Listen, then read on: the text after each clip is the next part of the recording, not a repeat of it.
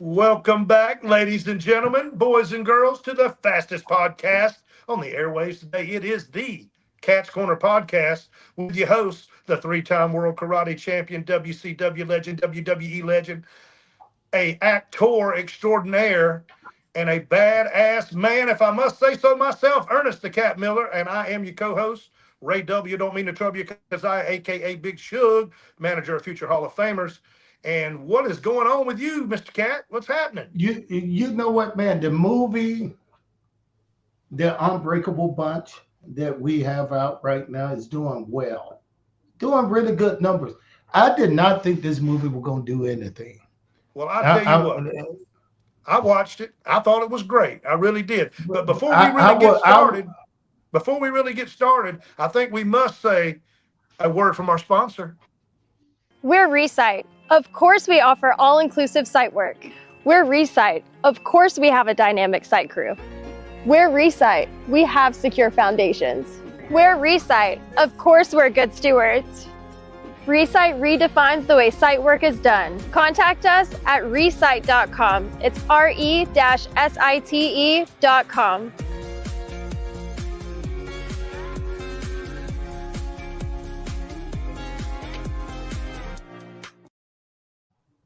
Wow, Recite, one of our favorite sponsors here on the Cat's Corner podcast. Also, Cash App, $ Cat's Corner podcast. Always, if you're a patron out there, you got a little extra jingle for some jangle, we would sure like it. Again, Cash App, and that is the $ Cat's Corner podcast. Look us up. Help us out. but Like and why would subscribe. let me ask this? Why would they give us money? I mean, what's the Because we're money very stuff? entertaining. Yeah, And if they can sit there and drink a $8 cup of coffee and get entertained by watching blue-haired and purple-haired people coming in and out of a coffee shop, I know what me and you doing is at least worth $5 a piece. Come on, man. well, Come on. listen, I'm not trying to fight with you on that. I mean, I don't want to fight you, it, man. it I just does heard some it, rumors.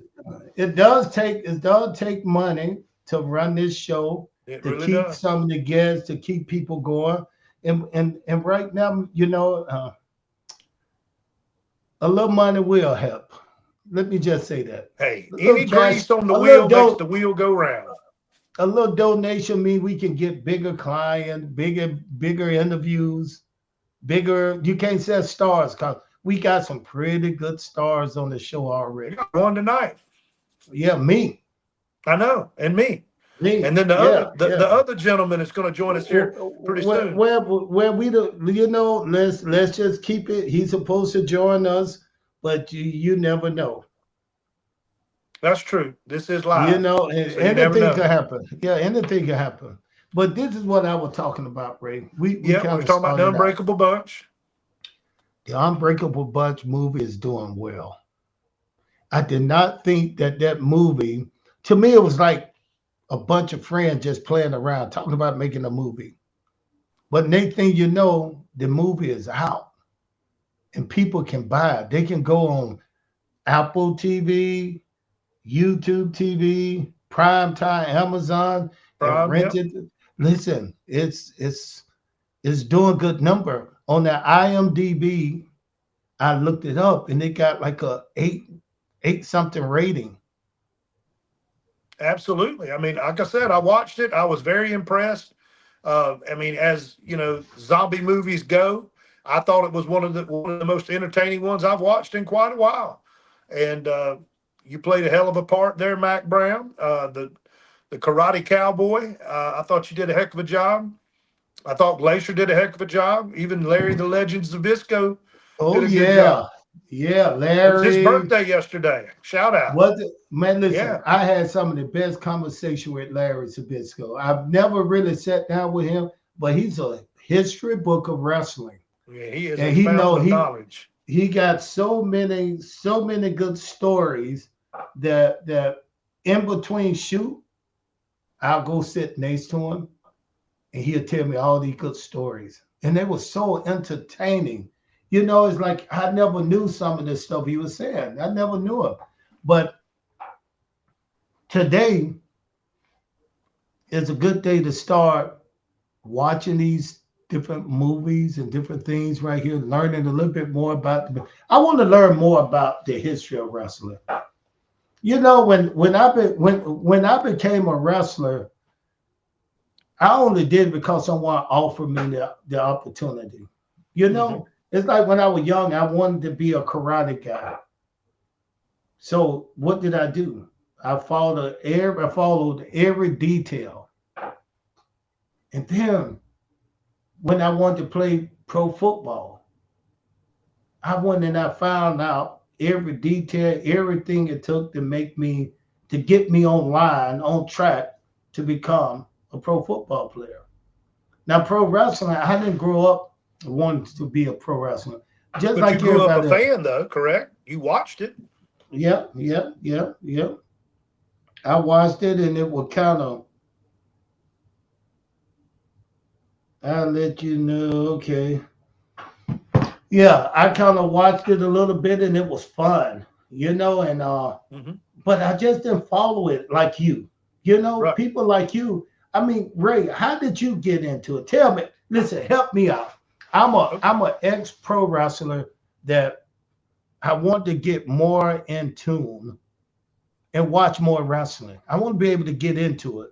Well, the best way to do it is to go onto YouTube and type in like Mid Atlantic Championship Wrestling. Start watching that old NWA. When I was at my grandma's house in 1975, it was a Saturday morning. I was sitting in front of the TV, probably way too close. You know how when you're a kid, you get right in front of the TV. Like nobody ever told you shouldn't sit that Just, close to the just, TV. just like I'm right in front of the screen This right right now. here. Yeah, Like yeah, I'm gonna get in. Like I'm in the ring. But anyway, I'm flipping through. The reason I sat that close is because back then they didn't have remote controls, and you had to do that dial on it. You know what I mean? So I'm dialing through, and there wasn't but like 6 channels, 4 or 5 channels. And when I got to that one channel, I saw two men beating up one dude in this looked like a boxing ring. And I stopped on that channel and I was mesmerized. And what I was watching was Baron Von Raschke and Paul Jones wrestling Jay Youngblood and Ricky Steamboat. And I was like, oh my God, what is going on? I didn't know any of the characters. I didn't know any of them. I just heard the commentators talking and what they were doing to Jay Youngblood at the time, this young Indian yeah. kid, they were mauling this dude. And I just couldn't But believe it. So I but watched it. listen, And then the here, next Ray. week, I watched it again, and I did not miss a Saturday for Okay, 50 years. okay, we got it. We got it. All Calm right, down, Ray. I'm just letting you know. But but I was just thinking back in the day, wrestling for me used to be a mixture of everything but wrestling. You see two guys getting in an argument, they fighting outside the ring. They hardly did anything in the ring. They start having they cutting a promo. They talking to the fans, the audience. They mad at the audience. They mad at the guys in the locker room. It was so entertaining because it was so much more than just two guys in the ring wrestling around. Right. So that's when I got into it because I love cowboy movies and the Indian movie, how they get in fight and shoot them out and shoot it out. I like that kind of stuff.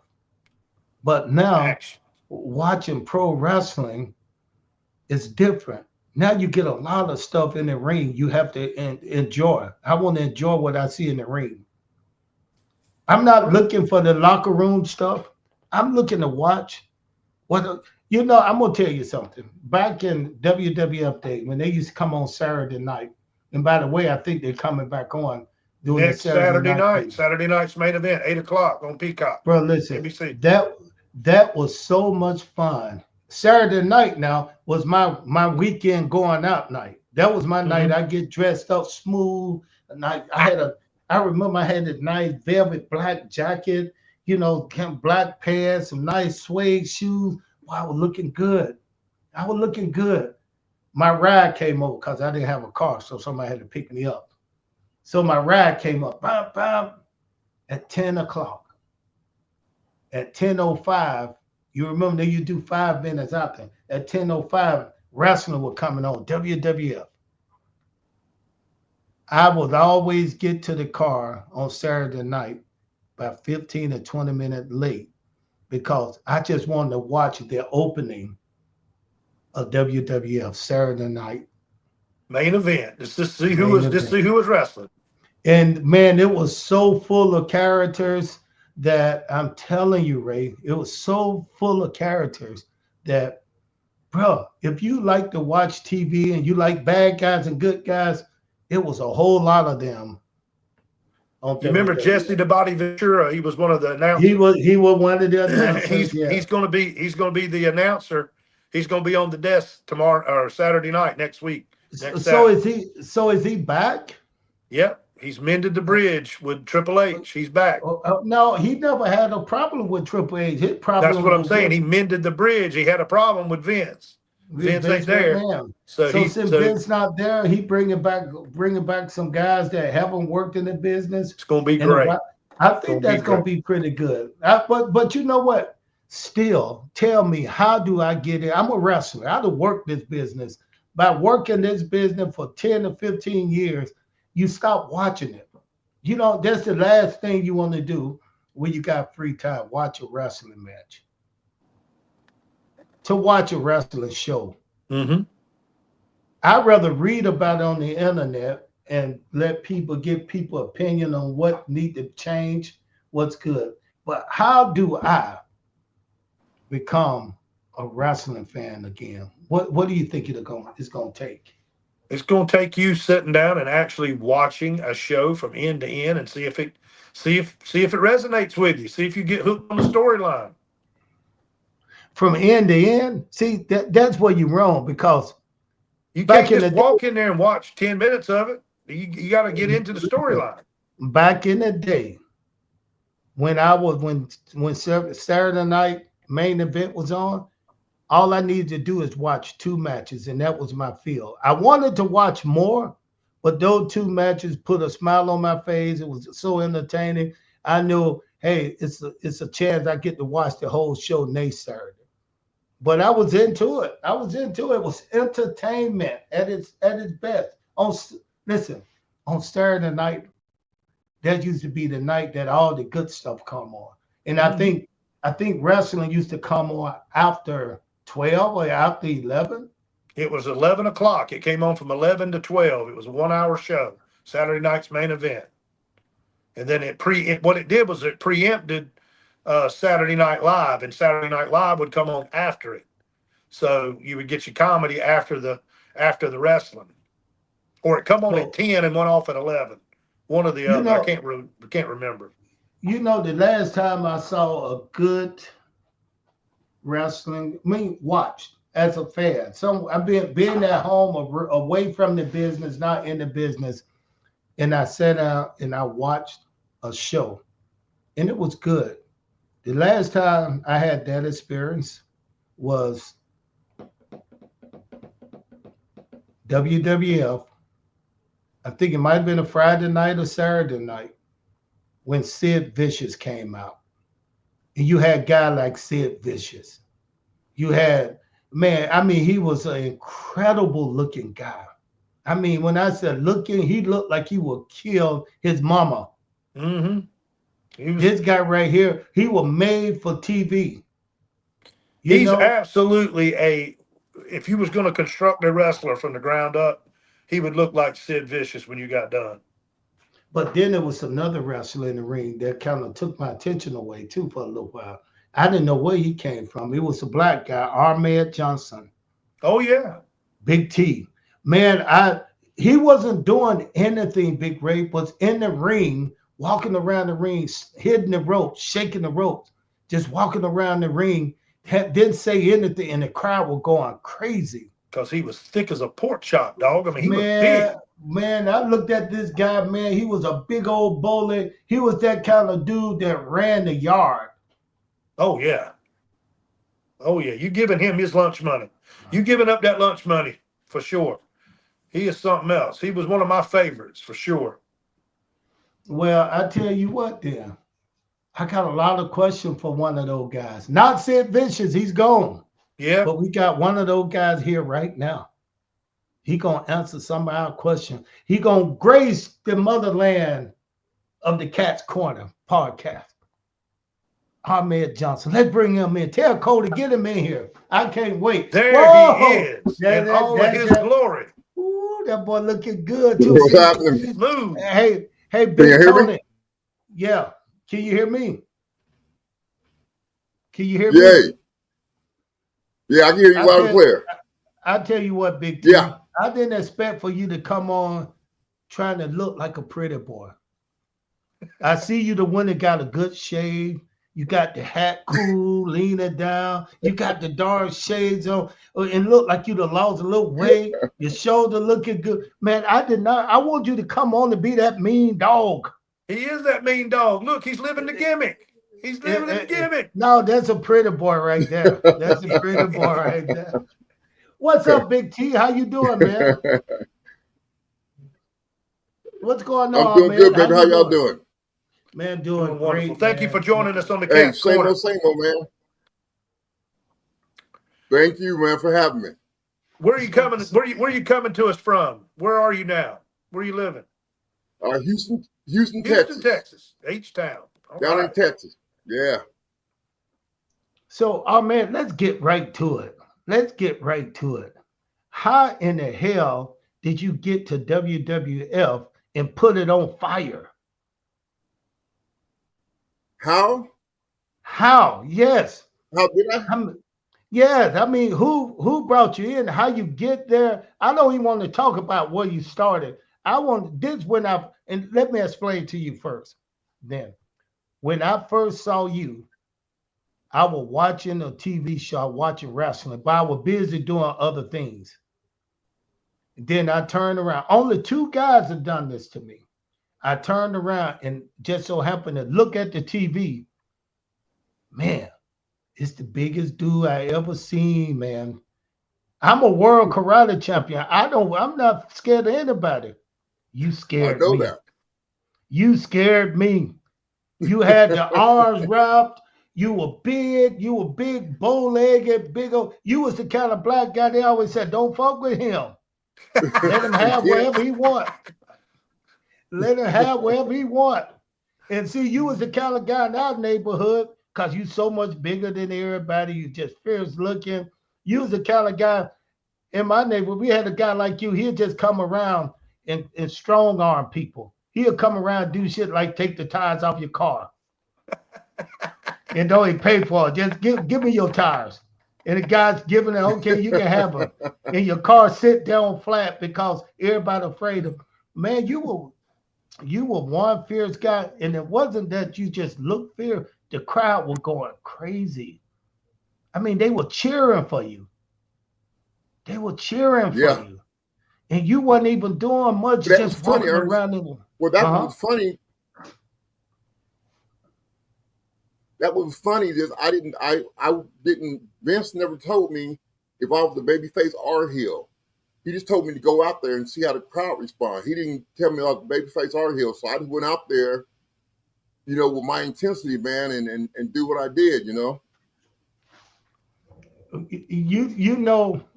There's a time with me being in the business when I kind of got over a little bit, and ain't nothing like hearing the crowd go, yay, a boo when you're coming out. I mean, it's like it's in a high. Not very many people that have those experiences, but I had a few, but not like that. Not like the crowd was going crazy. I don't know if they wanted you to beat somebody up. What angle were you in and who were you working during that time? Were you in some kind of... Well, no, when I first got there, they didn't have me in any angle. When I first got there, remember I slammed Yokozuna.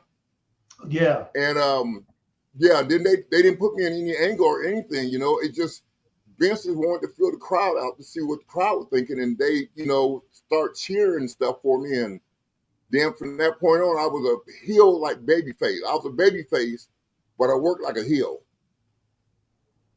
And now believe me, Big T, that had to piss a lot of people off. Because there was a lot of people there before you. That not everybody was happy for you. You hit the donkey right on the tail right there, boy. there was so much hatred toward me, man, and so much jealousy. But you know, hey, it wasn't my fault. You know, Vince pushed who you want to push. You know, if you're making money, he's gonna push you. Yeah. And the He crowd, liked those big body guys. Yes, sir. Yeah, and the crowd just got with me because I think they liked my intensity, how I was always intense. And you know, and they know when Ahmed Johnson came out there, it wasn't no playing around. Somebody gonna get that ass kicked. Yeah, but you know what? Even though I know it's wrestling, to me that gave me like, this is real. This guy's angry for real. And all the thing I could think about is like, what is he like in the locker room? I bet. What is he? Because he looked like he's angry at somebody. But from what I've heard talking to people about you, they say you were just the nicest, quiet. You were just quiet and nice and to yourself in the locker room.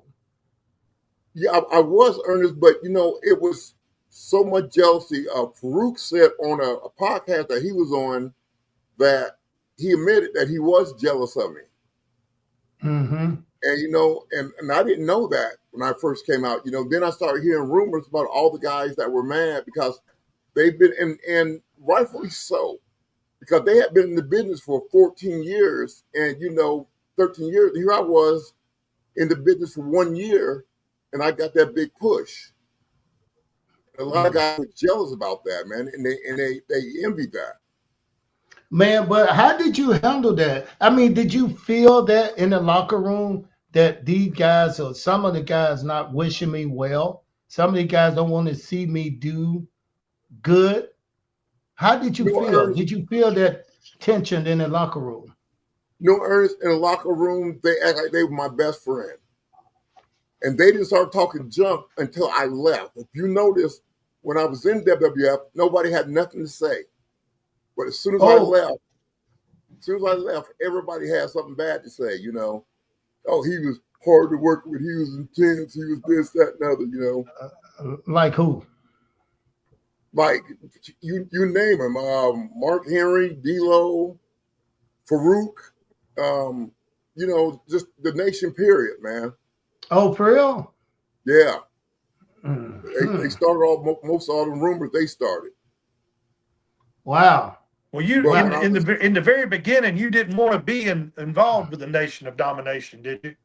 And no, Vince I didn't. Kind of pushed you in that direction. Yes, sir. He sure did. He put me in there, and I didn't want to be in it. And Vince kind of just pushed me in it, you know. And then what happened was Vince called us to his office, and he showed us a tape of me, Farouk, Mark, and D-Lo walking down to the ring. And Vince looked and said, "Now who am I going to get to believe that y'all can be beat?" He said, "Nobody's going to believe that." Nobody. He said, "So I'm taking you back out the nation."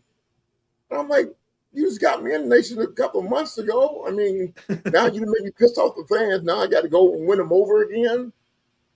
You know, it was a mess. So they turned on you, and then that got you some sympathy from the fans, because I was one of them when they turned on you and replaced you with The Rock. Yes, sir. So now let me ask you this then, Tony. Did you want to do, what did you want to do? I mean, who did you want to be in a match with? You know what I really wanted, man? I really wanted me and Farouk to team up as a tag team. Oh, did it? Mm-hmm. But that's what I wanted. But that was even too powerful of a tag team. You know what I'm saying? Yeah, but you two would have went against who? Like you said, who would be convincing enough that you guys would have made sense? Well, the only part I can think of right now is we could have had a match against the Road Warriors. Yeah. I think that would have been a good match. Yeah. For sure. And outside of that, I don't know anybody that would be a good. Outside of that, I don't know anybody that's been a good match. Man, well, listen, I know Farouk cut that damn scathing promo on you, saying you was trying to be a white boy and this, that, and the third. You wouldn't be white if they sandblasted your black ass 5 times and shit like that. And I'm like, why are they doing this? Why? I could not understand why they were doing that. Man, what was the reasoning behind him saying that you were trying to be a white guy? I don't get it. To try to get the black fans away from me, because the black fans were coming out in droves to watch me wrestle, and I don't think he liked that. No, because you were their ultimate warrior. You were the intense guy that come in there and kicked ass, and the matches didn't last 30, 40 minutes. You got in there and got shit over with. Yes, sir. But sometimes that can hurt you, Ray. That can hurt you. If Ask you Bill go Goldberg in, how bad if it you hurt can him. go, it hurt him a whole bunch. Hurt him a whole bunch. Bill Goldberg. You remember when Goldberg had those 30-second? Did nobody want to work with him? I mean, and that Goldberg didn't really get back to being Goldberg until he came in and did that last thing he did with Brock Lesnar. But we ain't talking about Goldberg. We talking about the man right now. But now, you know what, Ernest? That was what's funny about it. When I went to WCW, I was out of shape. I wasn't, ready to wrestle. I hadn't been in the ring in years, and nobody in WCW ever complained. No, but you know what, bro? I was so happy to see you there. Remember, we had many conversation in catering, because you were one of the reasons I said I will watch wrestling for people like you. Now, Ron Simmons I've been knowing Ron Simmons for a long time, ever since college days. But when you came in, you jumped way over him. Yeah. Way over him. It's like he had that position of the strong black guy that we need somebody black, we'll call him and he'll take care of them, take care of business. But when you came in ready for everything. You didn't just they could have put you on anybody and I would have watched the match. Yeah, I was willing to work anybody too, man. I really was. Now let me ask you this right here. This happened, and I kind of stopped. I had a problem with it. Who did you work with? Who did you work with in WWF that you think had a problem with you in the ring? Shawn Michaels. One, Shawn Michaels. I would have went Jeff Jarrett, but you went Shawn Michaels. Jeff Jarrett had a problem with me. Ray, why would you have went Jeff Jarrett? Well, I just know. No. You would go Jeff Jarrett because I told you Jeff Jarrett. No, I remember the ankle when he hit Ahmed with that guitar. No, you don't. You remember I told you that this morning. Now I didn't miss the Monday. You ain't ever watched the show. I watched every one of them. You ain't okay. You ain't never wrestled on the show. Well, let me ask you this right here, big Tony. Thank you, Big Ray, for bringing that out, because this is true stuff. Watching that angle a little bit with you and Jeff Jarrett pissed me off. Me too. Because it seemed like Jeff got a little too personal, and he put himself out there in a way that me as a black man watching him and the way he was talking and the things he was saying when he came to WCW, he don't know it. I didn't like him. I didn't speak to him at all until I got to know him. And then that way I just felt like maybe those two guys had something. How did you feel about Jeff Jarrett? I mean, I was all right with him at first, man, until we started working, and then he seemed like he was sandbagging me. Yeah, I saw that. Mm-hmm. When he hit you with that guitar, did it truly give you a concussion? Yeah, it did. That's what I thought. It really did. That was kind of a stiff shot. Big Ray, we gonna get to that. Let him build up to that. Go ahead. Tell what the sandbag. And it's like he was sandbagging me, but also I will admit when I first got there, I was green. You know what I'm saying? And I needed the veterans' help to work. And the only person that stepped up to really help me, man, was Scott Hall. Mm-hmm. Razor was the only one that stepped. He would watch my matches, and after the matches, he would tell me what looked good, what didn't look good, do more of this, do less of this. Razor Ramon was the only one doing it. And I was disappointed because I had expected for some of the brothers to step up that have been there for a while, you know, and help out a young brother coming up. You know what I'm saying? But that And didn't happen. they'll call some of those guys are gatekeepers. They want to stay, they want to be this is about us, black folks, that I noticed. Not talking about anyone particularly. I'm not talking about nobody in WWE. I'm just talking about black folks that I noticed.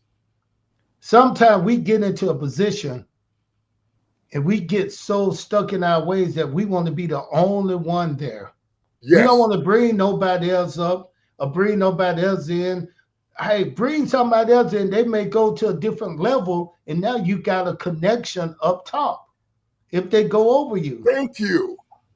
Thank you. I wish they would think like that, but they wasn't thinking like that. All thing they knew was this new kid's coming in and taking on my fans, and you know, visiting them, love them, and they pushing him, and you know, I don't like that. They went into And self-preservation mode is what they went Yes, into. they did.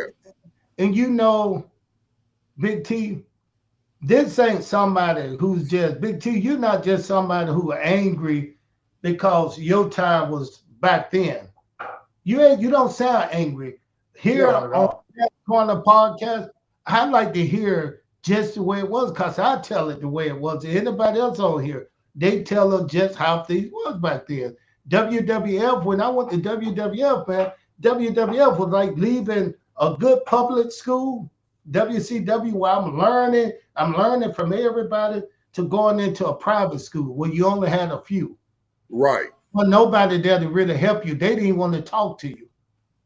You know, go ahead. But the connection with WCW and you guys was so much more pleasant and deeper than it was with WWF. WWF, I was, you know, fighting jealousy, and you didn't know what to trust this person or that person. And WCW, it was like, you know, the brothers and everybody got along. You know what I'm saying? And you know, when I went to WWE, one difference was when I got into WWE and I signed my contract, it was like I had to start school all over again. I had to find out who to talk to, who not to talk to. You got to find out who people tell you your match was good and they didn't even see your match. You know, and people, you know, everybody was looking for, it's like everybody was playing their position. Yes. Even the guys in the front office. See, Ray, if you had came in there, I would have hooked you up with Pat Patterson. Cause you look I like bet you you would and have. him. You and I him bet look you like would y'all have. would have had. Hey, What about Tony, Terry Garvin? What it about looked Terry like y'all Garvin? would Would you have. hook me up with Terry Garvin? No, Pat Patterson would have been all you needed. He would have shut your mouth. But Tony, now let me ask you this, Tony. How was it working with The Rock? It Did was it feel like you were working with a black guy, a Samoan, a white guy? What was that atmosphere like when working with him? well, at first working with him when he was Rocky Maivia, it was cool working with him. But when he became The Rock, I mean, all bets was off. He knew, and he thought that he was, you know, top echelon, and all bets were off with him. It was going to be his way or no way. And then he had that pull, kind of like Shawn Michaels had with Vince. Of course, yeah. You know the Rock did good too when he got with Stone Cold. They kind of made each other. Then Vince McMahon got in on that. So, but the Rock himself is like, I mean, he deserved it, but it was time where it was hard to get the crowd behind the Rock. I know people say, "Oh, people just said it was hard sometimes." That's Yeah, why they turned him heel. When I was there, I heard the writers say, "Oh, he want to come in, he want to change this." They didn't like his attitude. He wanted to change it, but I really appreciate and respect the control he took to kind of protect his brand. right. But was he protecting his brand with you, or was he just trying to be hard? He was just protecting his brand with me too. I believe he didn't like when we was calling the match backstage, he didn't want to take my finish, so I wasn't gonna take his finish. You know what I'm saying? And I was going over. And when we wrestled 4 times, and Vince had me beat him all 4 times. And he didn't like that. So I'm the only one to say that I've never been beat by The Rock. I love I know it. And then from what I heard, you were wanting to kick his ass in the locker room. Yeah, he I caught him saying some stuff that he should have been saying, and I confronted him about it. And that's where D-Lo would just lie. I don't know where his lie come from that D-Lo Brown beat me up in the locker room. Come on, Cat. You know, if I'd have let D-Lo beat me up in the locker room, that would have been on every dirt sheet. Every wrestler would have known about it and everything. Yeah. I can see him now. I tell you what, Tony. I tell you what, Tony. And I don't know why he told that lie, man. I don't know why he told that lie. From what I heard, he was like, I'm not gonna say do boy, but he was do boy. He wasn't do boy. He was boy. That's what I heard from the locker room, and some of the guys in the locker room said he was always up the Rock's, you know what. And whatever the Rock, Man, Cat, he used to push the Rock's bags. You see them come to the locker room, D-Lo had his bag and the Rock's bag. That's fucked up. I mean, he was a straight Rocky Maivia do-boy. I don't know why Rock didn't hire him now. Yeah, that's what I'm talking about. I seen like when they were so closed in, why is he not still close to Rock right now? He don't even get called from the Rock. Yeah, and Rock doing his best. He making movies all over the world. Yeah. Oh yeah. You know, I mean, he's the Rock. He's the top actor. And now let's compare those two, him and Shawn Michaels. Right? Okay. What made them so different that they got the push they got in WWE? Because they were both do boys for Vince. You want to know the truth? I didn't think you were going to say that. They were both facts are the facts. Do boys. Uh-huh. I said the facts are the facts. You got to tell the facts. And that's the facts. And Rock and Pat Patterson got along really, really well. Whoa, Tony. Whoa, Big T. You might run into the Rock one day. So breaking news. You might run into, but you know what? I mean, be it as it may, that was going on then.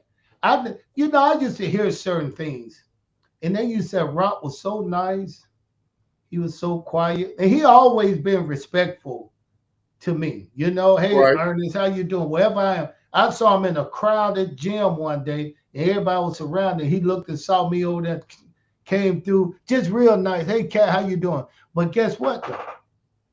I wasn't a threat to him because I wasn't in WWE when he was there. You was a threat to him. Do you think that kind of had any kind of reflection on the way he treated you and the way he treats you? Do you ever see him now? No, I don't see him now at all. But yeah, that had a lot to do with it, because you got, brother and half Samoan, then you got a brother going at it, trying to bid for the top spot. Yeah. So I mean, I'm sure he didn't appreciate that. And then the fact that Vince let me go over on him every time, I'm sure he didn't appreciate that. Vince used to love you, man. You was like Vince guy. I mean, you were Vince guy. And for every good reason you should have been. Because like I'm saying, knowing the wrestling business, wrestling is wrestling. It's TV though. It's what you see. It got to be believable. And I'm telling you, the two most believable bad guys I've ever laid my eyes on. Ray, who was the baddest cowboy you ever laid your eyes on? Cowboy? Yeah. Stan Hansen. No, not in wrestling. Not wrestling. I'm talking just a cowboy. Oh, John Wayne. John Wayne. He's a fucking cowboy. I don't know what the hell you're trying to. Oh, Clint Eastwood. Oh, yeah, those two good guys now, two great ones. You can't give it that. My two cowboys. My two tough guys. Ahmed Johnson Well, you said and Sid Cowboys. Vicious. You're not wrestling. No, I'm going to my two baddest cowboys. They were like my cowboys. Those was the guys I would You ride you with. you messed you messed the You whole thing understand? up.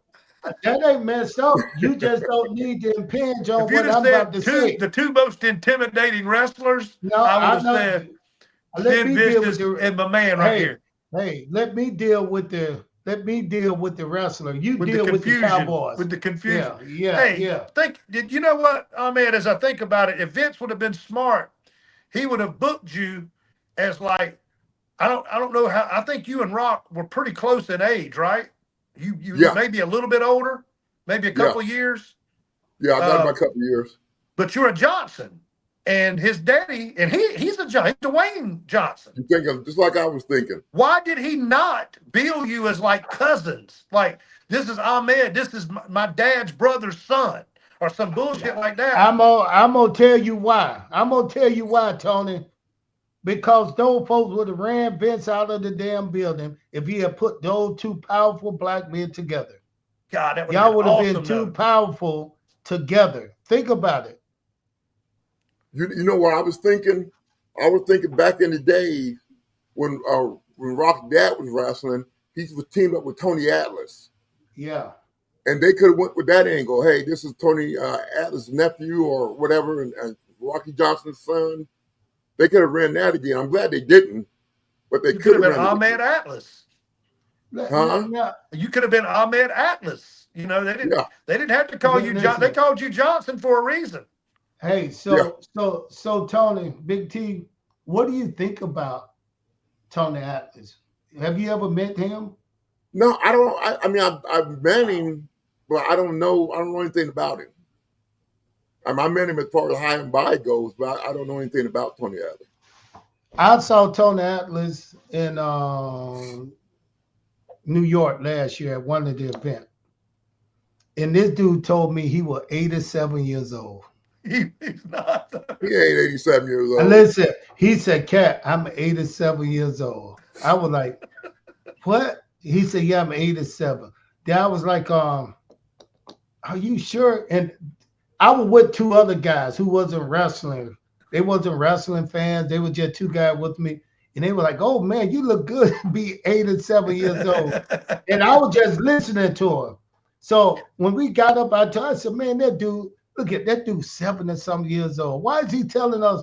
He just tell the fans anything. He's 87 years old just to get over. So for the rest of that trip, every time Tony would come and start talking to me, I'll get up and walk away. So one time he told the guy, he was like, man, the cat, what's wrong with him? He don't have no respect. He just walk away. You talk to him, he just walk away. I was like, bro, he done told too many lies. They don't need to listen to him. But that dude is crazy, man. He got loves some some good feet. story. He loves some feet. He got some good story. I seen that when he was kissing his wife's feet on the internet. Dude, he Bro, loves feet. I got a video where we were doing the autograph signing in Ohio, and his table was next to me. So people had to go to his table first, then get the autograph, then they come to my table. He got up and left his table, and the people were like, can we go to the cat? And the guy said, no, stay in line. He'll be back in a minute. I said, what Tony at? So I said, they said he went to the bathroom. I said, let me go see what this guy doing. So I went to the bathroom. It's the locker room. So I opened the door, and I heard people giggling and talking in there. And there was Tony Atlas laying on his back with a skinny little white lady That's his wife. standing on his face, walking on his face. Oh my God. And you know, I did what a snitch would do. I pulled out my phone and I started taking video of it. I got a video of him getting his face walked on, and I did not believe it. I couldn't believe it. They told us, I've heard this about him. He loved feet. I mean, Love it. and she had her shoes on. Oh, anyway, let's get away from that freak. Let's get back to you. Freak. So T, you got an interesting story about you and Stevie Ray. Y'all kind of I don't know if y'all grew up together, but y'all worked together or hung out for a little while, right? Yeah, we kind of in our teen years kind of grew up together, up in our teen years. But yeah, Mm-hmm. we used to work together, man. We were security guards, man, at his apartment complex in the hood. So Y'all had to be the two biggest security guard up I ever seen. hey, Ernest, we went through some heck, man. I mean, we went through some hell out there. I remember one time this guy was stealing plants off the porch. So me and Stevie called him. So we ended up chasing the guy. And then the guy just stopped and said, man, I ain't scared of y'all. I can back heavy Oh metal too. shit! And I was like, what do you mean you can back heavy metal too? So I jumped up. I would take martial arts then. So I Uh-huh. jumped up, hit him with a savate kick. And Uh-huh. it crushed his skull. We thought we killed him at first. We thought I killed him because Mhm. the green stuff started coming out his ear with blood. And we thought I killed him. And so we left. And then we came back and thought, it had rain. So we were taking water off the street, splashing on him. He woke up. And the dude couldn't remember where he was all day. He was like, I was at the house this morning. Dog, we talking about it 10, 11 o'clock at night. Dang. And then the ambulance came for him, and then the policeman, who was our buddy, the cops were our buddies back then, and they said, "Man, what y'all hit him with?" I said, "Nothing." I said, "I kicked him with a survive kick." I said, "I just kicked him in his head." And he's like, "No, man, you had to hit him with your flashlight or something because his skull was cracked, all the way down." Oh And I wow! was like, "Aye." So we got that Dang. taken care of, man. And Hey, I hear you and Stevie Ray were knocking people all around.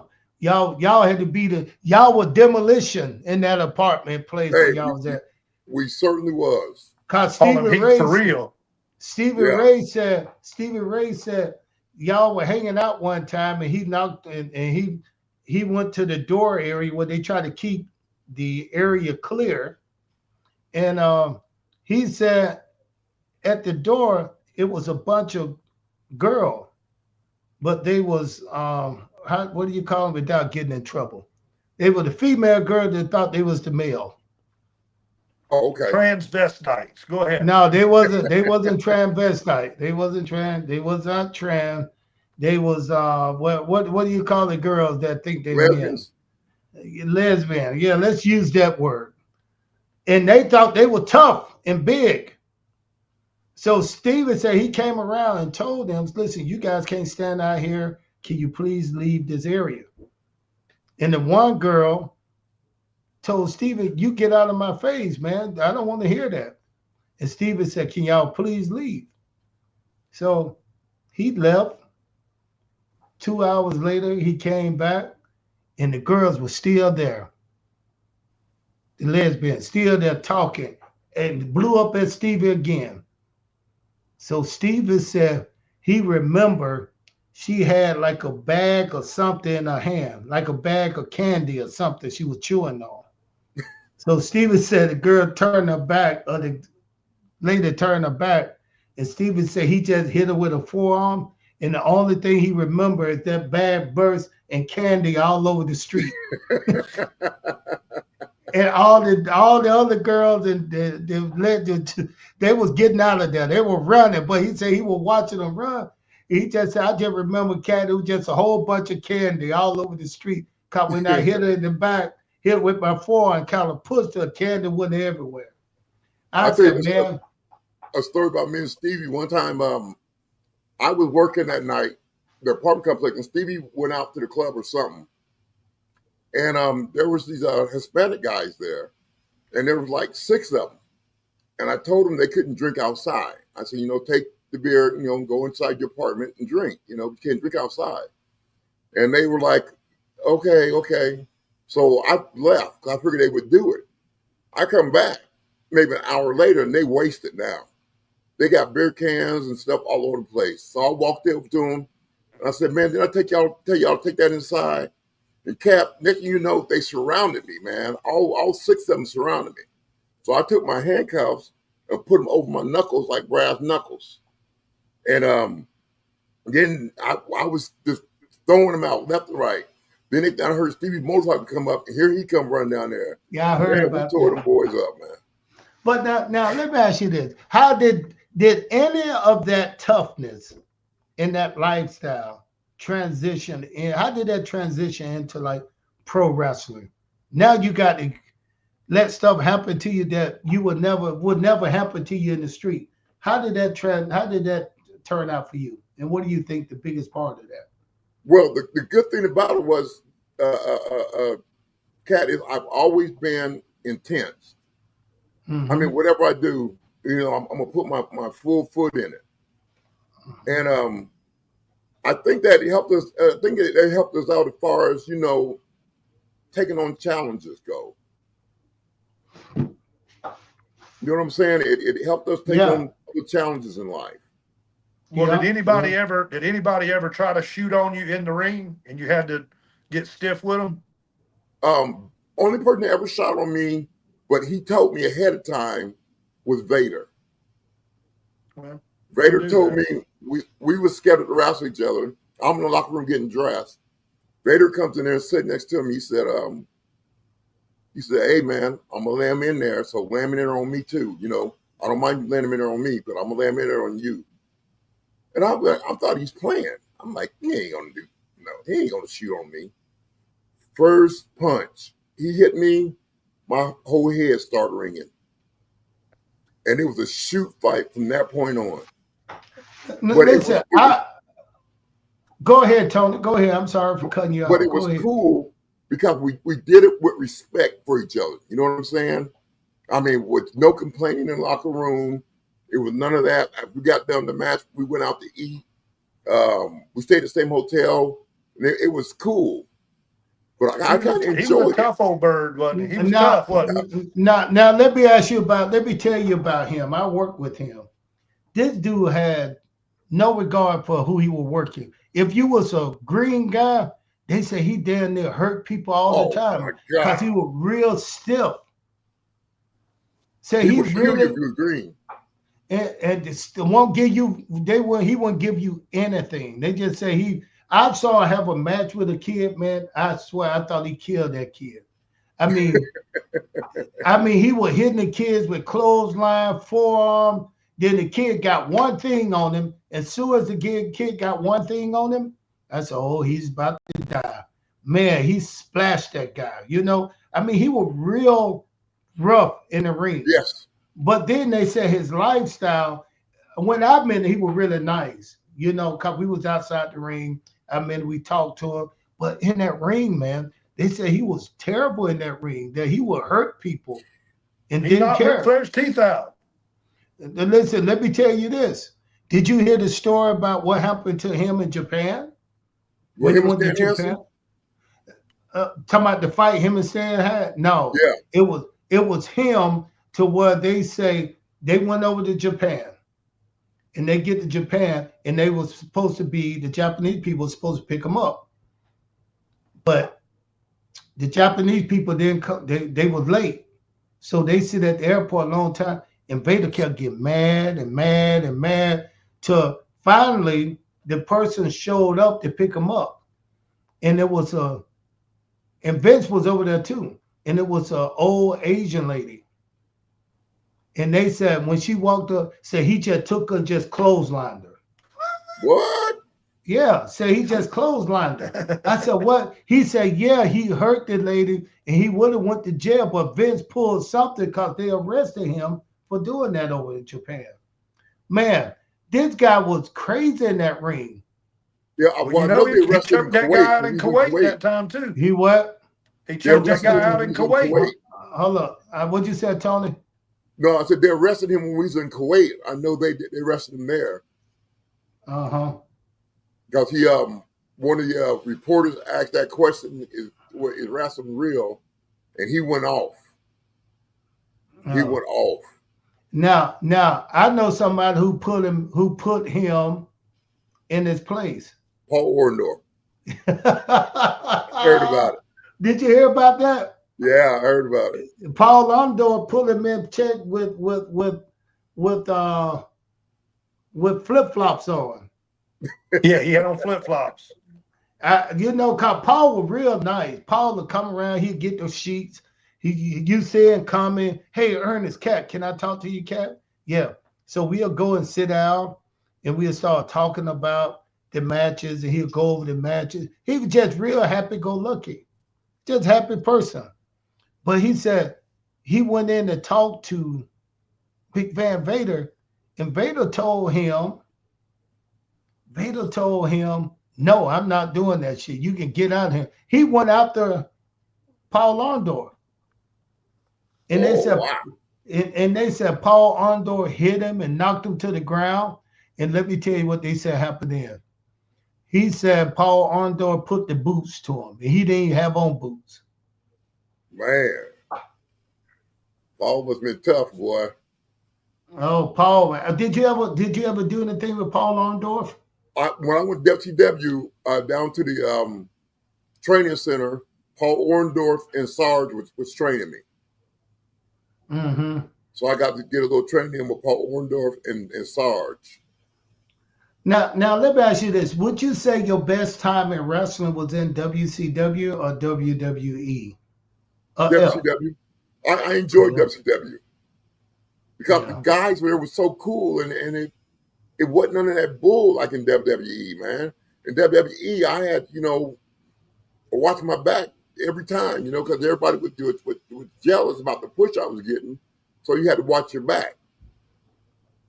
But even getting a push don't mean anything in wrestling. People don't understand that. I know a lot of people who got a push, they were more jealous that you were getting over. Whatever they were doing was getting you to a spot to where they think they deserved it.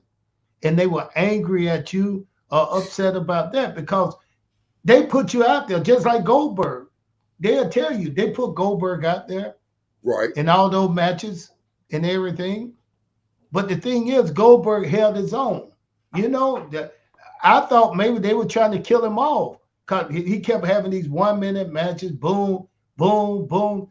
And then all of a sudden, the crowd started to go down a little bit with Goldberg. Started to go down because they wanted to see a full match. But, he kept it going until he went to WWE. And the only person he beat in WWE was one person other than Brock. He beat The Rock. Right. Now he beat everybody, bro. He beat Triple H, Batista. He beat them all, dude. He had a good run in WWE. Yeah, he did. Mm-hmm. He had a real good run in there. Now, what made them push him like that in WCW? Because they needed something. I remember them coming to me and Goldberg. We was in the locker room. They told me what they wanted to do with me. They want me to be this karate guy. They want to be this karate guy, and they're gonna try. Then mixed martial art was really coming to its own. So they said Goldberg had the thing. He looked just like those guys. Those mixed martial art guys. Right. So they wanted, and Goldberg, you do a lot of practicing with these guys. So they just say he looked the part, but he couldn't wrestle. They say he was so green that he couldn't wrestle. So they say, but he looked the part. So he said, let's just sit him out there, let him smash people. And then we kind of put him in an angle with someone that can carry the match. Like, what's the guy from England? Steve Regal. Yeah, Steve Regal. Yeah, but so him and Regal Regal took some liberties with him. No, did he? Yes, he did. No, Steve Regal got in there, and Steve was mad, got a little angry because he said Goldberg was green, and Goldberg he tried to embarrass Goldberg. Yeah, and when talking to Steve in the locker room, Steve said that the company put him in that position because they heard he was going to leave. So it was a lot going on. It wasn't just Goldberg or he was angry at the match. He had a lot going on then because soon after that, he started getting ready to leave and go to WWE. But he was a little upset. Yeah, he was a little upset. And you know how they do you sometimes, those bookers. Sometimes they book you in some stupid stuff and don't think you'll ever find out about it. And they make you look like a piece of meat. Exactly. So I heard that they run Goldberg in when I came in. He came in right after me. Yeah, yeah, And they yeah. said that they were trying to counteract that intensity that I had with Goldberg in WCW. Hmm. Yeah, because we didn't have anybody really. You know, we had the Macho Man, we had these guys who were good characters. Right, But yeah, you know, he was like that. He was real intense. Just, you know, and I think that came from his previous years in football. Just like you played football too, right? right. Yeah, I mean, from what I understand, you played college and you played in with the Dallas Cowboys or something, Yeah, right? I played in junior college. Oh yeah, yeah. So you know the intensity just come natural after you'd have played sports in college and pro. So they brought him in and he had he did well. People were I mean they were going crazy for Goldberg, and he was doing these what 1 minute matches and spear and tell. It was just doing good. It worked for us, you know. And but WWE, I was just interested to see how they were going to push him because there was so many haters back there, you know, Right. in the locker room. Now, it's, Quick, you know, quick my question about your intensity cap, football. Go ahead. huh? I was going to My ask you about your intensity football. Did you play for the Dallas Cowboys? for a little while. I just went through a preseason. I didn't get to go to regular season. Okay, because I'm a huge Cowboy Yeah, fan. I didn't get to the regular season. I But got you. my, What I position think did my, you play in football? I was playing defensive end and also linebacker. Awesome. Yeah. Okay. All right. Yeah, and my intensity cat come from my childhood, from being abused as a child. I mean, I got to be honest with you about that. That Hmm. comes from me being abused as a child, and I'm abused bad, real bad. Well, I mean, whatever you want to tell us about that life, because I think that's impactful when other people hear where you came from and where you went. You know, I mean, you didn't just stop there in pain. You had some great time too. Tell me about your childhood growing up. Well, it was rough. My dad was a big man, a real big man, and he was very abusive towards us. I mean, cat, I've had hot boiling water poured on my stomach to the point where my stomach bubbled up. The skin of my stomach bubbled up, and he put me in a tub of cold water, and the bubbles start popping. And all I remember is the skin floating on top of the water with mixed with some of the blood that was in my cells. And that and I remember one time, cat, I got beaten so bad, man. My sister had a piggy bank, and she didn't know if what she did with it. She thought somebody stole it. So of course my dad, got all the boys in there and told us to take all our clothes off, and he was beating us. So I told my brother, tell him I did it. I didn't do it, but I didn't want my brothers to get beat, so I told him, tell him I did it, because I knew that's what he wanted to hear anyway. And Mhm. so my brother told him I did it. And cat, when he told him I did it, he hit me, knocked me out, took the bunk bed, flipped it on top of me, and was beating me so bad until when I came through, he had beat some of the skin off my penis. Now let me ask you this: Oh man. Why? Why? What was the reason for him being so Because he angry? thought, when one, he hated me. Number two, he thought that I stole the piggy bank.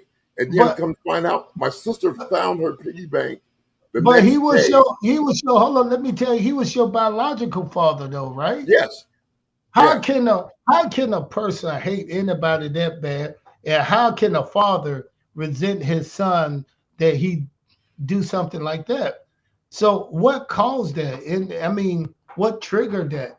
Well, like I said, he thought that I had stole my sister's piggy bank, but I didn't. And come to find out, she found it the next day after the beating. She found it. She had hid the piggy bank in a vent, and she But but found it. but Tony, that wasn't the first time. He had to start somewhere. No, It no. had to begin, and that's what I'm saying. What triggered the whole thing? Mm.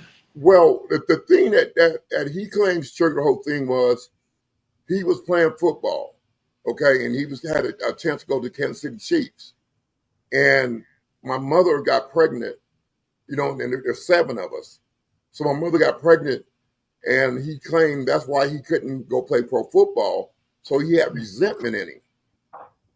And then I was growing up, and I was growing up bigger than everybody else. And I think he resented that about me. I think I reminded him of him a lot because I played football and, I was a great athlete in school. And I think that reminded him of him a lot. And for that reason, he was very abusive toward me.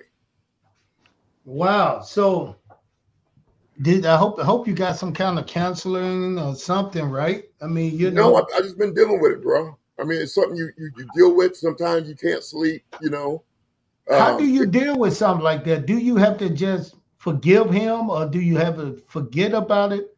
I mean, that kind of abuse, how do you start to get over that, to clear your head, to clear your life?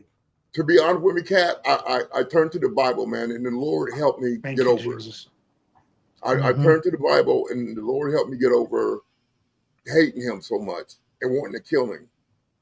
Was it a particular verse that kind of you read that kind of changed your attitude, or was it just the total? It was just the total Bible. Just the love, just that love that that he gave himself for you. Not trying to piggyback off of that. I too was an abused child, and I do know. I mean, I was never boiled like that, but I have been beaten several times beyond what a kid should be beaten.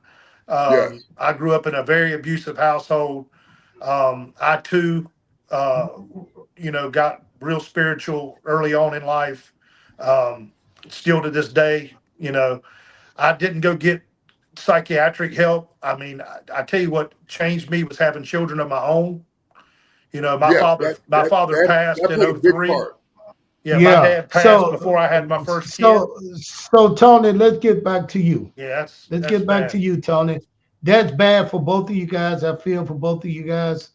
And did you ever fear, Ray? Did you ever feel that you could become that guy too, like your father, your stepfather? Yes. Did you? Yes, I feared it until I had my daughter, man. And I had my baby girl, man, and Kat, she's 25 now, but I only had to spank her one time. And I just hit her on the butt once, and it broke my heart that I had to do that. So I was thinking, it came to my head, how much did he hate me in order to do what he did to me? If I can hit my daughter one time and it breaks me down, but how much did this guy actually have to hate me to do what he did to your own child? Man, listen, just hearing that and knowing you going through that, what drove you? What was behind you, Tony? What made you say, I'm moving ahead? I'm not going to let this hold me back. I'm driven to be who I want to be, a better person. And it started, Kat, in the military. I graduated most distinguished honor graduate in military, top of the line. Out of 2,000 or 3,000 soldiers, I graduated number one.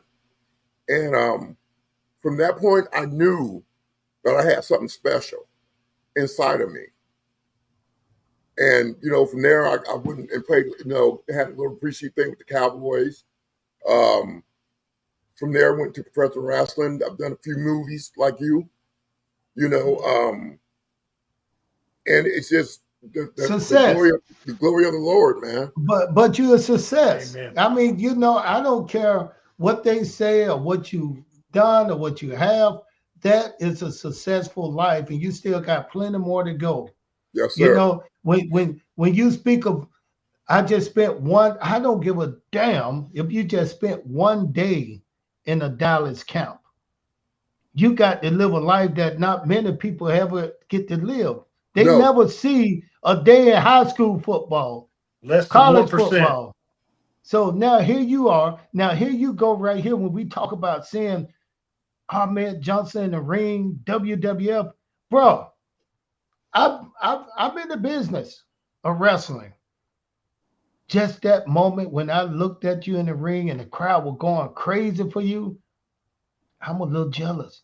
I want to knock your Were you? damn head off too. I want to knock your daddy out. Yeah. No, I wasn't. No, I wasn't jealous like that. Stop But playing. I was a fan. I immediately became a fan, and always have been. You know, when I see you, it's always love, Yeah, always always. respect. When I talk to Stevie Ray about you, it's always respect. Because when you came to WCW, you had gained a little weight, and that kind of intensity that we were talking about, Uh-huh. it's like it wasn't there as much Right. as it was. You know, it's like you were gaining weight, but you were there. Tell me, what were you feeling? Were you going through something then? When I'm WCW, Yeah. no, I was just I had quit and I said I would never wrestle again. I was Oh. through with it. Mhm. And Stevie called me and asked me would I come tag with him. And I was like, man, I'm not, in shape. I'm not really. And it's Stevie, man. I mean, that's my boy, from back in the days in the streets. So I mean, I couldn't tell him no, Cat. You know how that go, man. You Yeah. can't turn your boys down. So Yeah. I went, and I was embarrassed to go looking like I was looking. But it was my boy, and he said he needed, me to come, so I came. And for a while there, it was still fun. We were still having a good time, man. Oh yeah.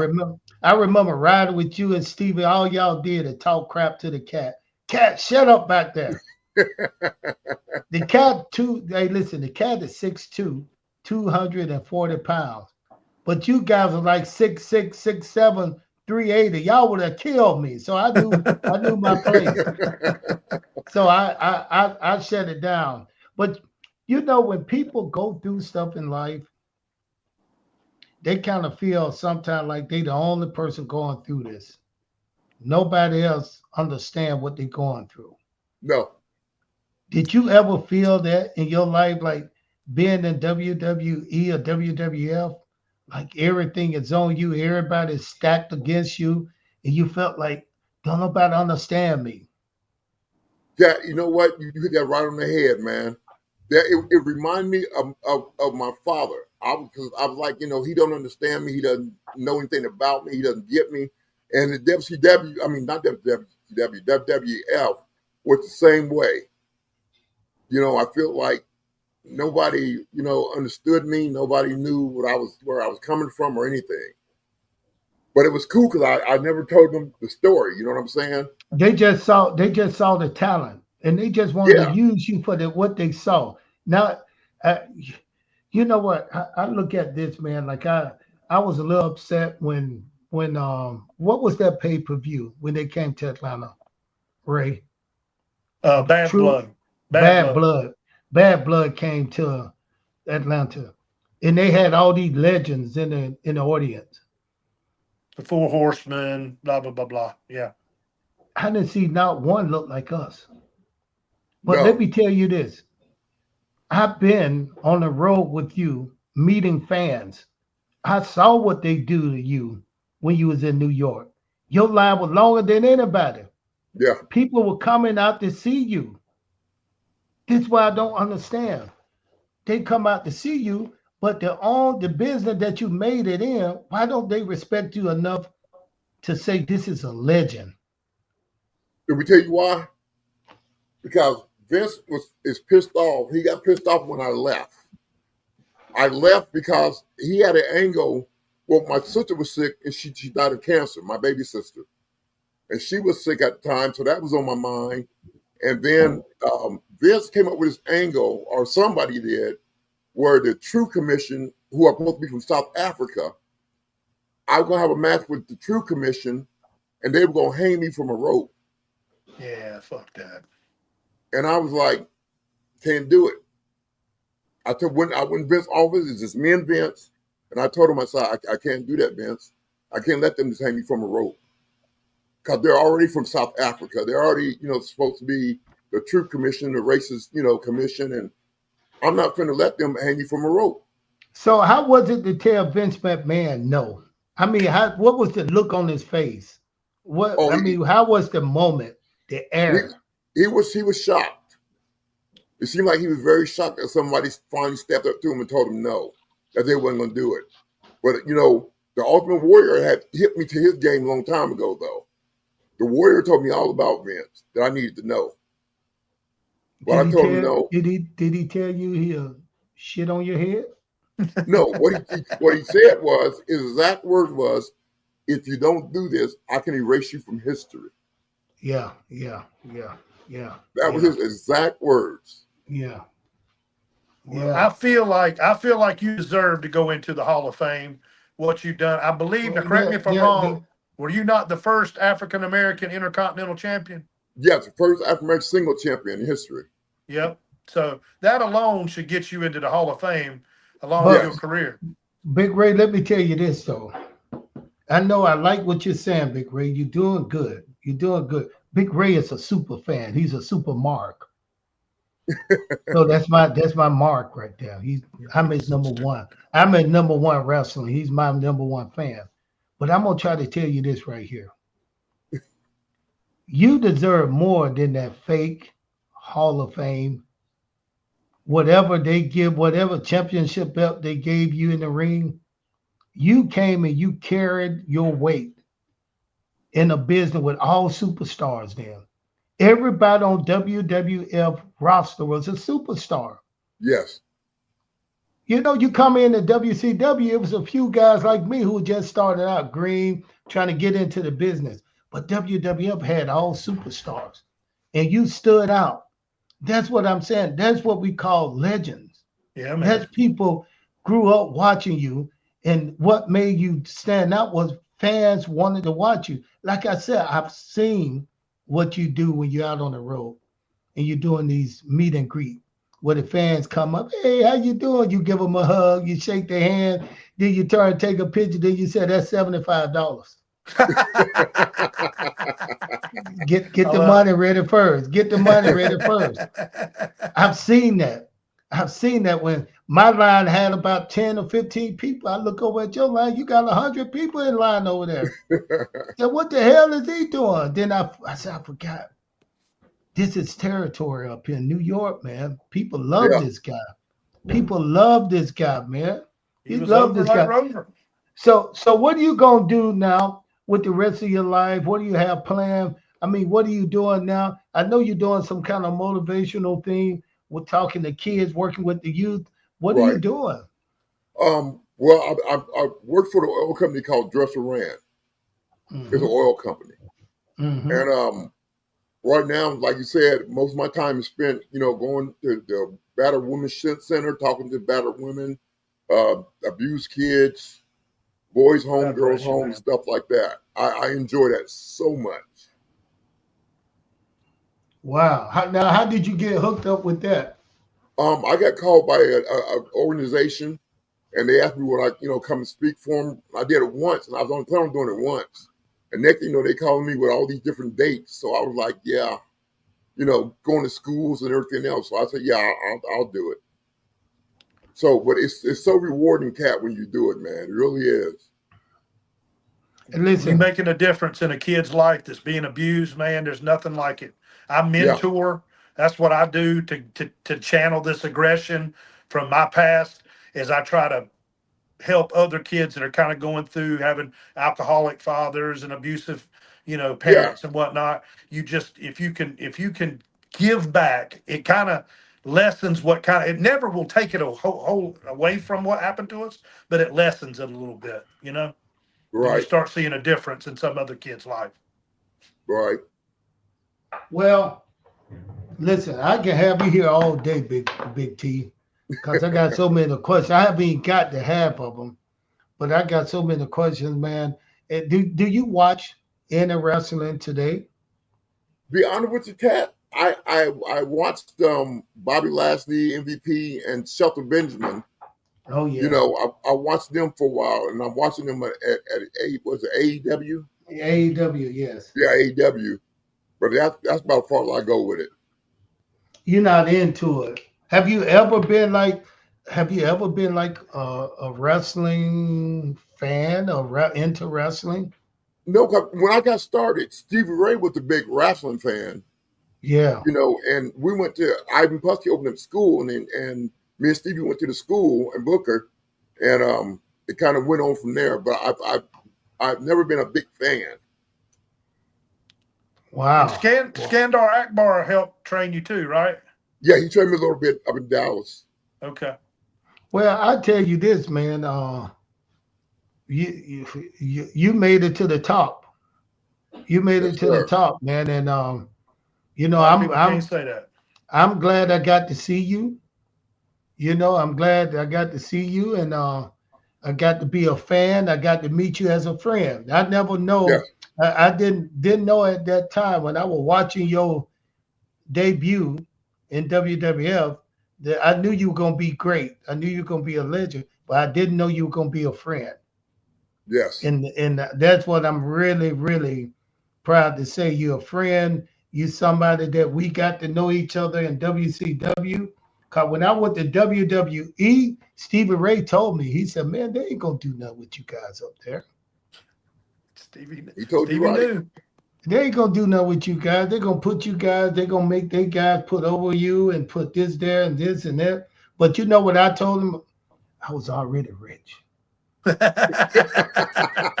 So what I told him I wanted to do is I wanted to go up there just so I can say to my kids and my grandkids, I worked in the two biggest company in Yes, the world, wrestling company in the world, Can't WWE take and it from you. WCW.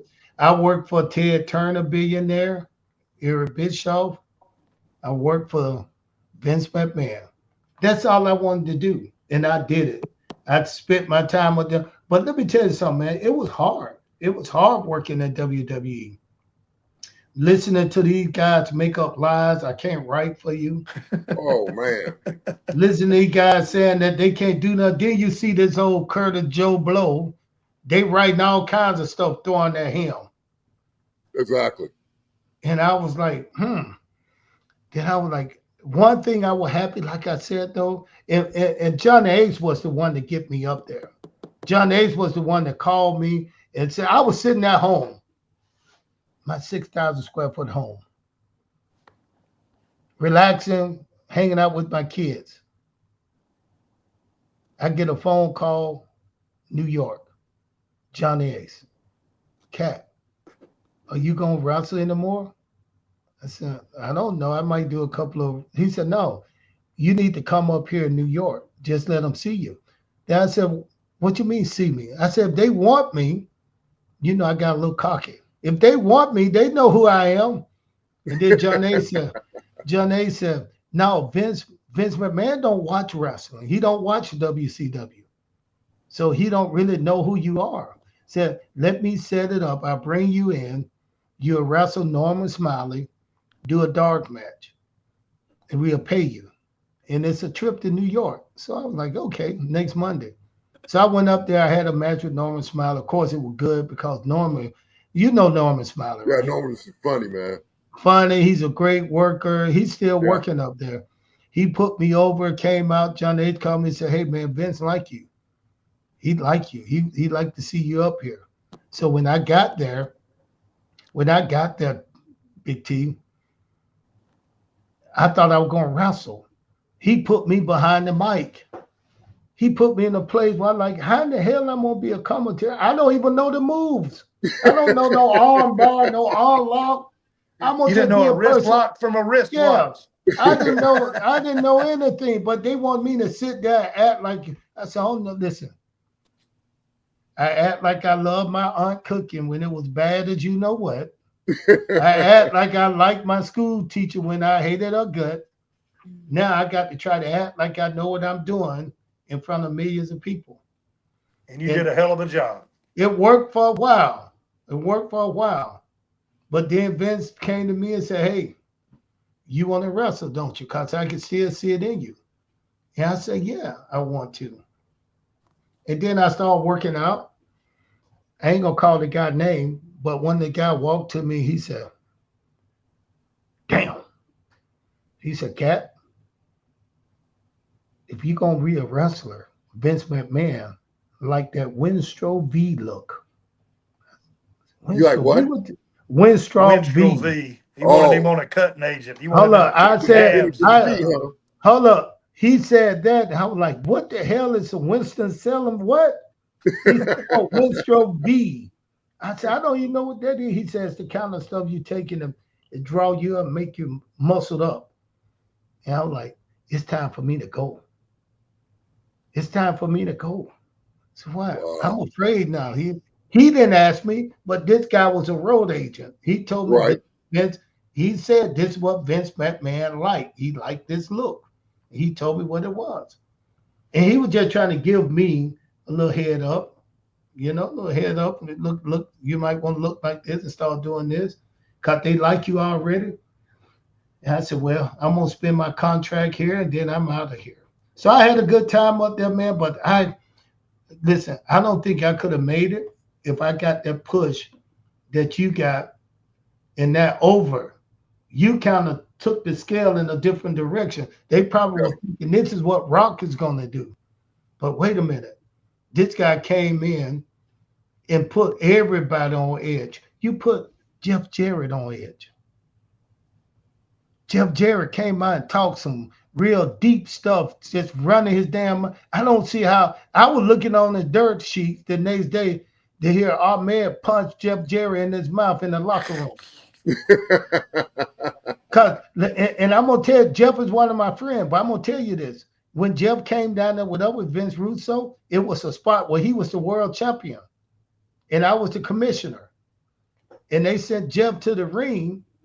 And Jeff wasn't getting that response. I don't know if you remember this. He wasn't getting that kind of championship world title kind of response from the crowd. Right. No pop. No pop. No pop. So they came to me and said, Cat, go to the ring and tell them you're going to restart the match. So I went to the ring. I'm standing in the ring. And soon I hit the ring, the crowd started going crazy. Cat, suck, real loud. Cat, just real loud, cheering. And I've learned one thing, this one thing. If the crowd is for you or either against you, just sit there and let it soak in. Let the crowd, let the TV hear it. Yeah, that's money. So they were like, boo, crowd. The crowd was crazy. And I'm sitting there just with my lips up, like, yeah, y'all keep on. I got something to say important here. So then, from the back of me, Jeff walked up to me. He said, say what the F you got to say and get your ass out the ring. What? Swear. He didn't know me. He didn't know me then, though. He knew me as a nice guy. But let me tell you this. I stayed professional. I said what I had to say to the crowd, started the match, went back to the curtains, went to the back, pulled up a chair. When they got through in the ring, soon Jeff came through the thing, I put my ass, let me tell you something, boy, don't you ever talk to me like that. If you do, next time, I'm not going to wait till you get back here. Get your head kicked off. He was going, listen, he was right close to it. He's close to it. Ray, you about to tell these folks, I'm knocking people's heads off down here in Atlanta. Well, listen, this has been great. It's been an hour and a half of nothing but excitement. We want to thank you for coming on the Cat's Corner podcast. We're going to get you back on again. Ray, hold on. He just asked a question that I want everybody else who going to watch this, hear this. What? Tony, you just said it's been that long? See how easy it was to have a conversation with us? When you're on the Cat's Corner, time flies by. It's easy. It's easy. And I'd like to thank you for coming on, my friend. I really appreciate this, man. We're going to get this thing cut up, get it out, man. Yep. The Cat's Corner podcast, Ahmed Johnson. See, Ahmed, they're going to look at this, and you look so good, they ain't going to even know it's you. They ain't going to know. They're going to think it's Mr. Hughes over here. They ain't going to know it's you. They ain't going to know. They're going to say, that man's in shape, man. The guy he looks good. The boy got the pretty shiny skin. He got the hat on. That boy Hollywood. Please, I got black don't crack, baby. We all know that shit. Oh, he looks good. I got like 460 pounds, man. What? That's how much you got up to? 460. Now what you weighing in now? Right now I'm about 320. Okay, that's good. T, you getting it down. You gonna get it down. Come on, hurry up and get it down so I can put you send that picture to Stevie Ray. Because you know Stephen Ray. You've seen Stephen Ray lately? Not lately. He's in great shape. God, He's he is. still He looks working good. out. Is He's he? still working out. And I always bring your name up. Yeah, but you don't look like Big T, boy. Big T was a monster. Big T was a monster. But anyway, Big T, listen, man. Ahmed, Big T, wherever we got to call you, I'm glad you came on, man. And I'm looking forward to anytime you want to come on and say anything and talk about anything, we're here for you. Absolutely. Hey, brother, I'm glad y'all had me on, man. Thanks, Ray. God bless you, brother. God bless I you. Keep appreciate doing y'all what having you're me doing on, for them brother. kids.